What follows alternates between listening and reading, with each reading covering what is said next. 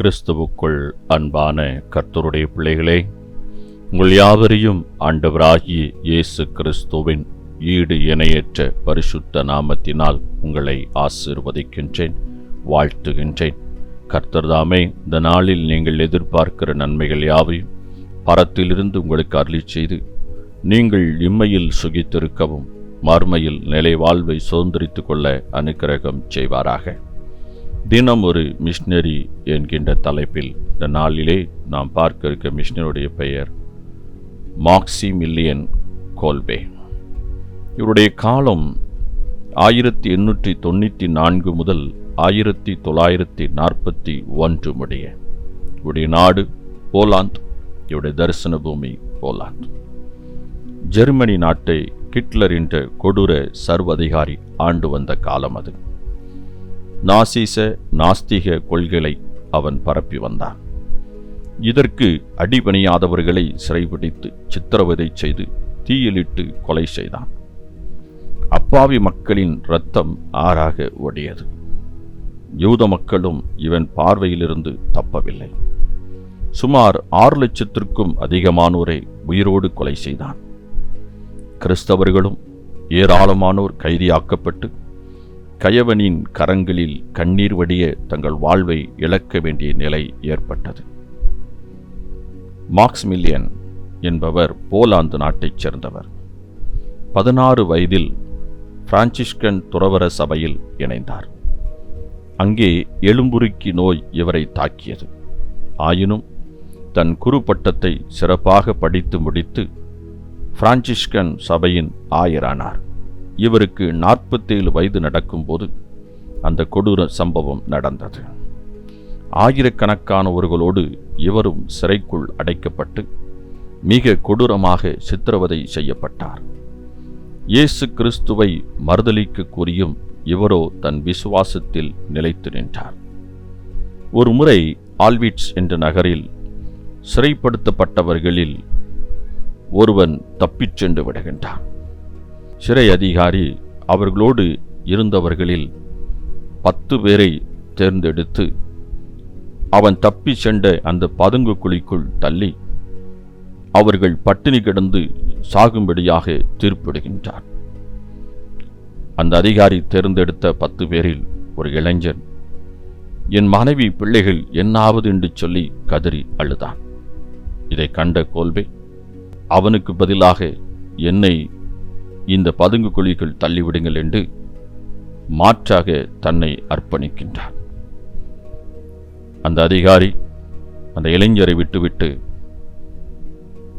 9 பேர் மற்றும் இந்த கோல்பையும் சேர்த்து 10 பேராக அந்த குழிக்குள் பட்டினியாக கிடந்து சாகும்படி தள்ளுகின்றார். நாட்கள் செல்கின்றது. குழியில் தள்ளப்பட்டவர்களில் 6 பேர் பட்னியாய் கடந்தே மரித்து போகின்றனர். கோல்பையோடு சேர்த்து 4 பேர் இன்னும் மரிக்காமல் இருக்கிறார்கள். இதை பார்த்த அதிகாரி அவர்களை அழைத்துச் சென்று அவர்களுக்கு கார்பாலிக் அசிட் என்ற நச்சு ஊசியை போட்டு அவர்களை கொலை செய்கின்றார். பாருங்கள், ஒரு இளைஞர் உடைய கண்ணீரை துடைத்து அவருக்கு பதிலாக தன்னையே அர்ப்பணித்தார் இந்த மாக்சிமில்லியன். அன்பானவர்களே, நாம் பிறருக்காக என்ன தியாகம் செய்திருக்கின்றோம்? சிந்தித்து பாருங்கள். இயேசு சொல்லுகிறார், ஒருவன் தன் சிநேகிதருக்காக தன் ஜீவனை கொடுக்கிற அன்பிலும் அதிகமான அன்பு ஒருவரிடத்திலும் இல்லை என்கின்றான். அன்பானவர்களே, இந்த மாக்சிமில்லியன் கோல்பே பாருங்கள். ஒரு இளைஞனுடைய எதிர்காலத்துக்காக, அவனுடைய கண்ணீரை துடைப்பதற்காக, அவன் மனைவி பிள்ளைகளுக்காக அந்த இளைஞனுக்கு வந்த மரணத்தை தான் ஏற்றுக்கொண்டார். பட்டினியாய் கடந்து சாகுவதற்கு தன்னை அர்ப்பணித்தார். அதிலும் மரணம் வரவில்லை என்ற பொழுது விஷ ஊசியை செலுத்தி அவரை கொலை செய்கின்றனர்.